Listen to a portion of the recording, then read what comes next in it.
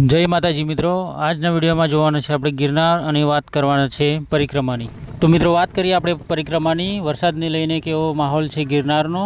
તો મિત્રો ગિરનારની લીલી પરિક્રમાને લઈને તંત્રની જાહેરાત છે કે જ્યાં સુધી સત્તાવાર નિર્ણય ન થાય ત્યાં સુધી પરિક્રમાર્થીઓને ન આવવા અપીલ કરવામાં આવી છે અને 31 તારીખે કેવો વાતાવરણ છે વરસાદનું તે જોઈને લેશે નિર્ણય।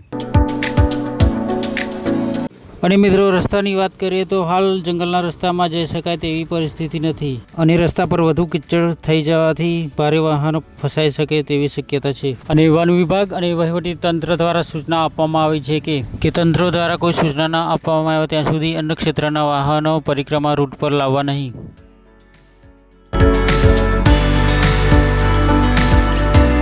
મિત્રો અહીં પરિક્રમા આવવાની વાત કરીએ તો વૃદ્ધો અને બાળકોને ના આવવા ખાસ અપીલ કરવામાં આવે છે તંત્ર દ્વારા અને કોઈએ વહેલા ના આવવું તેવી પણ અપીલ કરવામાં આવી છે ને હજી કોઈ નિર્ણય લેવામાં આવ્યો નથી ને હજુ પણ 1 તારીખ સુધી વરસાદની સંભાવના છે।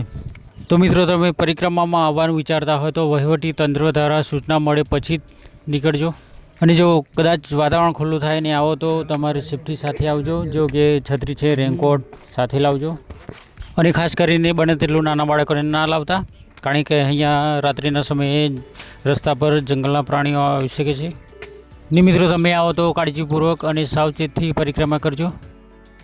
તો મિત્રો વિડીયોમાં પરિક્રમા વિશે આટલી માહિતી હતી। વિડીયો ગમે તો વિડીયોને લાઇક શેર કરી દેજો અને ચેનલને સબસ્ક્રાઈબ કરી દેજો। જય માતાજી।